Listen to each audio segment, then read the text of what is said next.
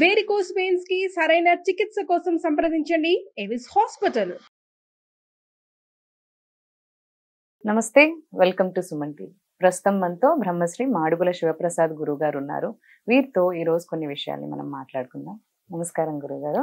ఆశీర్వచనం తల్లి. గురుగారు, ఒక స్త్రీ గనుక సుమంగలిగా చనిపోయింది అనుకోండి, భర్త ఉండగానే పిల్లలు అందరూ ఉండగానే సుమంగలిగా చనిపోయారు. అయితే ఆమె యొక్క తాళిబొట్టు ఎవరికి చెందాలి? అంటే కూతురుకా, లేకపోతే కోడలికా, లేకపోతే ఒకవేళ కూతురు లేని పక్షంలో పెళ్లి కాని కొడుకు ఉంటే ఆ కొడుకు ఏ విధంగా దాన్ని తీసుకోవాలి అనేది ప్రశ్న. శ్రీ మహాగణాధిపతయే నమః. ఐం మహాసరస్వత్యే నమః. శ్రీ లలితాంబికాదేవియే నమః. అమ్మ, ముత్తైదువుగా ఒక స్త్రీమూర్తి చనిపోతే కాలం చేస్తే ఆమె మెడలో ఉండేటువంటి మంగళసూత్రము ఎవరికి చెందుతుంది? అవును గురుగారు. మంగళసూత్రం ఒకటే అనడానికి లేదు, గాజులు ఏవో ఉండొచ్చునేమో, ఉంటే ఉండకపోవచ్చును. కానీ గాజులు లేకపోయినా మీ ప్రశ్న మంగళసూత్రం అయితే ఉంటుంది కదా. ఎంతో కొంత వాళ్ళ స్థితివంతులు అయితే గాజులు వేసుకుంటారు, స్థితివంతులు కాని వాళ్ళు ఏదో మట్టి గాజులు వేసుకునైనా ఉండవచ్చును. కానీ తాళిబొట్టు లేకుండా వేస్తే ఉండదు. ఎంతో కొంత బంగారు తాళిబొట్టు అయితే ఉంటుంది. ఎందుకు? వివాహ సమయంలో భర్త తాళి అనేటువంటిది కట్టి ఉంటాడు కాబట్టి మంగళసూత్రం, మంగళప్రదమైనటువంటి సూత్రము తాడుతో ఆ బంగారు దీన్ని వేసి ఉంటారు కాబట్టి దానికి మంగళసూత్రము అని పేరు. ఇప్పుడు చైన్లో వేసుకుంటున్నారు సరుడు, తాళిబొట్టు సరుడు అని, నల్లపూసల దండ అని, ఇలాంటివన్నీ ఏవో తర్వాత వచ్చాయి. నిజానికి పసుపు దారములో తాళిబొట్లు రెండు ఎక్కించి, తాళిబొట్టు ఎక్కించి భర్త కట్టి ఉంటాడు. తాళి కంఠానికి మామూలుగా మెడలో బద్నే కంఠామి శుభ చెప్తున్నాం కదా మంత్రములో, అలా చెప్పి కట్టడం అనేది జరుగుతుంది. ఆమె ఒకవేళ ఇదైతే ఎవరికి చెందాలి? మిగతా ఆస్తులు అవి ఇవి ఏవో ఉన్నవి దానికి అనుకూలంగా ఏదో ఈ రోజులలో ఒక తండ్రికి వాళ్ళు ఇద్దరుండినా, నలుగురుండినా, ముగ్గురుండినా, 10 మంది ఉండినా, ఎవరుండినా సమానముగా ఆస్తి రావాలి ఆడపిల్లలకు కూడా అనేటువంటిది ఒక చట్టాలు ఉన్నాయి. కాబట్టి పెళ్ళప్పుడు చాలా ఖర్చు పెట్టి ఇచ్చినావు కదా, మళ్ళీ ఎందుకు ఇస్తాము అని ఒకటి, ఇవ్వకపోతే ఎలా అని ఒకటి, ఇవేవో వాదనలు అటు ఇటు జరుగుతూ ఉంటాయి, సహజం అది. సరే, ప్రతి స్త్రీమూర్తికి ఆడపిల్లలకి ఏముంటుందంటే పుట్టినింటి నుంచి ఎంత ఇచ్చినా ఇంకేదో ఒకటి నాన్నని అడుగుదాం చేద్దాము అనేటువంటి తపన, ప్రేమతో అడగటమే గాని వాళ్ళు కావాలను లేకపోతే మిగతా అన్నగారులను, తమ్ముళ్లను, చిన్నబుచ్చాలను, ఇంకొకటను మనం అనుకోకూడదు. ఏ స్త్రీ అయినా అడగవచ్చును, అడిగే అధికారం ఉన్నది. ఒకవేళ వీళ్ళు లక్షణకరంగా సంతోషముగా ఉంటే వాళ్లకు పట్టండి అని ఇవ్వవచ్చును.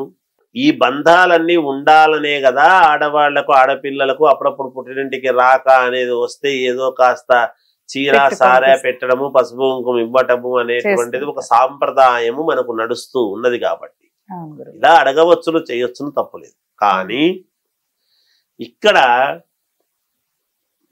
తాళి కట్టినటువంటి భర్త ఉండి ఒకవేళ భార్య గనక ఇదైతే ముందుగా ప్రతి స్త్రీమూర్తి ముత్తైదుగా భర్త చేతుల మీదుగా పోవాలని కోరుకుంటుంది. మన హిందూ స్త్రీ యొక్క గొప్పతనము ఏదో వాళ్ళు ఏదో అనుకుంటూ ఉంటారు అలా. సరే, ఎవరెవరు చేసుకున్నటువంటి పుణ్యఫలం వల్ల వాళ్ళు ఇదవుతూ ఉంటారు. ఇక్కడ ఆమెది ఎవరికి చెందాలి, ఇది ఎవరికి ఇస్తే ధర్మబద్ధము అనేటువంటిది ఒకటి. సరే, నిజానికి ఈ కుటుంబంలో ఉండేటువంటి స్త్రీ కాబట్టి ఆ తాళిబొట్లను ఏం చేస్తారు వీళ్ళు తీసుకొని? నిజానికి అత్తగారి తాళిబొట్టు తీసుకొని వాళ్ళ కోడలైనా ఏం చేస్తుంది, కూతురైనా ఏం చేస్తుంది? ఆల్రెడీ వాళ్లకు పెళ్లిళ్ళు అయింటే వాళ్ళకు తాళిబొట్లు కంటుంటారు, చేసి ఉంటారు, అక్కడికి అయిపోయింది. ఎవరి తాళి వాళ్ళదే, ఎవరి భర్త వాళ్ళది, వ్యవహారం వేరు. దీన్ని తీసుకుని ఏం చేయాలి వాళ్ళు?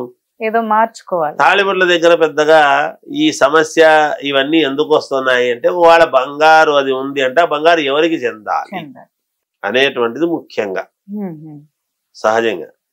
నిజానికి పూర్వము నేను ఎక్కడో చదివినటువంటి గ్రంథములో నాకు తెలిసినటువంటిది ఏమిటి అంటే, సుమంగళిగా ఎప్పుడైతే ఆమె ఇదవుతూ ఉన్నదో ఆమెతో పాటి అది కూడా అలాగే చేసేయాలి అనేటువంటిదే ఉంది. తీయరాదు అనే ఉంది తీయరాదు. నిజానికి. బంగారు కదా, మనుషులకు కొంచెం మరి బంగారు మీద ఉంటుంది కదా, అందువలన సమస్యలు వస్తున్నాయి ఇక్కడ. అందుకే చూస్తుంటాం బంగారు తీసి పసుపు తాడు వేసి చేస్తుంటారు అప్పుడు కదా వాళ్ళకి. అసలు తీయరాదు, తీయకూడదు. ఒకసారి ఇదయిన తర్వాత అంత పెద్ద మనిషే పోయింది కదమ్మా. అవును గురుగారు. దాంతో ఏది ఉంది? నిజంగా చెప్పండి, ఒక్క మాట ఆలోచన చేస్తే. అంతే అంతే. ఆ మనిషి కంటే బంగారు మీద విలువనా? మనిషే పోయిన తర్వాత ఆ బంగారుతో ఏమవుతుంది? ఎంత పెద్ద బంగారు ఇంత ముద్ద పెడితే మాత్రం ఆ మనిషికి విలువ చేస్తుందా తల్లి? ఆ మనిషి ఉన్నప్పుడు ఎన్ని కిలోలైనా ఆ మనిషి పెట్టుకుంటే ఆ మనిషి పెట్టుకున్నందుకు ఆ బంగారుకు విలువ తప్ప ఏ మనిషి పెట్టుకోకుండా ఊరికినే అలా షోకేసుల్లో ఉంటే విలువ ఏముంటుందమ్మా? ధరించినప్పుడు కదా అది. అవును అవును గురుగారు. నేను బంగారు విలువలేందని నేను అంటున్నాను కాదు. అదే అదే. కానీ బంగారము కూడా ఎక్కడ ఉంటే విలువ అనేది ఒకటి ఉంటుంది కదా, ఒక విధానం ఉంటుంది కదా తల్లి. నిజానికి పూర్వం ఏం చేసేవాళ్ళంటే అలాగే ఆమె స్త్రీత్వం ఆమె పోయింటది ఏమిటి? సుమంగళిగా పోయినందుకు దాన్ని తీసేసి అదే పనిగా పశువును పంపించాల్సిన అవసరం ఎందుకు వస్తున్నది? అసలు ఆ సమస్య ఎందుకు వస్తుంది అక్కడ? ఆమెకి ఎప్పుడు ఆ విలువ ఎంత ఇచ్చిన వాళ్ళు అవుతారు అలాగే ఇది చేసేసినారంటే, అలాగే పంపిస్తే ఆమెతోనే పంపిస్తే ఎంత ఔన్నత్యముగా ఉంటుంది. సరే ఈ రోజుల్లో బంగారు కాబట్టి ఈ రోజుల్లో ఉన్న విలువ దాన్ని బట్టి మనం ఆలోచన చేస్తూ ఉన్నారు. యువతలి వాళ్ళు కూడా పోయిన వాళ్ళతో అందరూ పోలేరు కదా. ఎంత ప్రేమ ఉండినా ఎంత అనురాగం ఉండినా ఉన్నవాళ్ళు ఉంటారు. కాబట్టి అది తీసుకొని దాన్ని వేరే విధముగా ఇది చేసి అందరూ సమానంగా పంచుకుంటే తృప్తి. ఎవరు పోట్లాడకుండా ఈ కూతురు ఏమిటి కోడలు ఏమిటి నీకేమి నాకేమి అని లేకుండా ఆ అత్తగారి మీద ప్రేమ ఉంటుంది కోడలికి, కూతురికి ప్రేమ ఉంటుంది తల్లికి అనుకున్నప్పుడు దాన్ని విక్రయము చేసి తలా కొంచెం ఎంత వస్తే అంత అందరూ తీసుకుంటే పుణ్యఫలం అని చెప్పొచ్చును మనము. అంటే కోడలికే చెందాలి కూతురికే చెందాలి అంటే ఇక్కడ కూతురు అక్కడ వంశాన్ని ముందుకు తీసుకుపోయేటువంటి కోడలు. ఎవరు తక్కువ అనడానికి ఉంటుంది ఇందులో? ఏమంటాము? ఏమనడానికి వస్తుంది? కొన్ని ధర్మాలకమ్మా, ధర్మాల కంటే కూడా ధర్మ సూక్ష్మాన్ని గ్రహించాల్సిన అవసరం ఉంటుంది ఎప్పుడు కూడా. ఆ సూక్ష్మము అనేటువంటిది గ్రహిస్తే వంశపారపర్యముగా వస్తుంది కదా. ఎవరైతే కోడలు వాళ్ళే తీసుకోనిలే అనుకుంటే కూతురు గొప్పతనం ఉంటుంది. మా అమ్మ కదా, కన్న తల్లి పేగు కదా అనేటువంటి భావనతో పోన్లే ఆడపిల్ల తీసుకుంటే అంటే వాళ్ళ ఉన్నత్యవంతులు అవుతారు. ఇది వాళ్ళు ఆలోచన చేసి వాళ్ళ మనస్సును బట్టి పెద్ద మనస్సుతో ఎవడో తీర్పు ఇచ్చే బదులు ఎక్కడో కూర్చొని మనము ప్రసార మాధ్యమాల్లో ఇలా ఉండు అలా ఉండు నువ్వు ఇలా పెట్టుకో ఇలా నీ మనసు పెట్టుకో అని మనం చెప్పడం కంటే ఎవరి ఔన్నత్యం వాళ్ళు గుర్తించి ప్రదర్శించుకుంటే ఆ చనిపోయినటువంటి మనిషికి విలువ ఇచ్చిన వాళ్ళు అవుతారు. దాని గురించి పోట్లాడుకొని ఆ మనిషికి విలువ లేకుండా చేయటం అనేటువంటిది ఎట్టి పరిస్థితుల్లోనూ ఇది కాదు. నన్ను అడిగినంత వరకు ఆ మనిషే ఇదైన తర్వాత ఆమెకు కట్టినటువంటి తాళిబొట్టు 10 తులాలు ఉండని గాక 100 తులాలు ఉండని.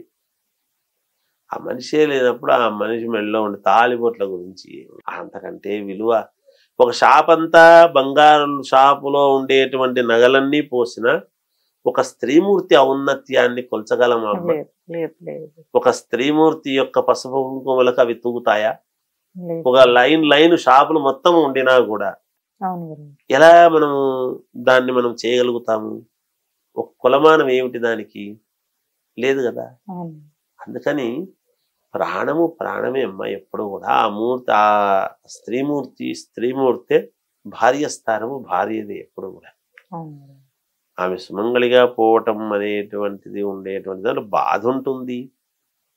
ఆ బాధలో ఇవన్నీ కూడా నిజానికి పెద్దగా ఇవన్నీ ఆలోచించాల్సినంత ఇది ఉండకపోవచ్చు. అవి మనం చెప్పడం కొంచెం ఇబ్బందికరమే తల్లి. అలాగే గురుగారు, ధన్యవాదాలు. జయోస్తు.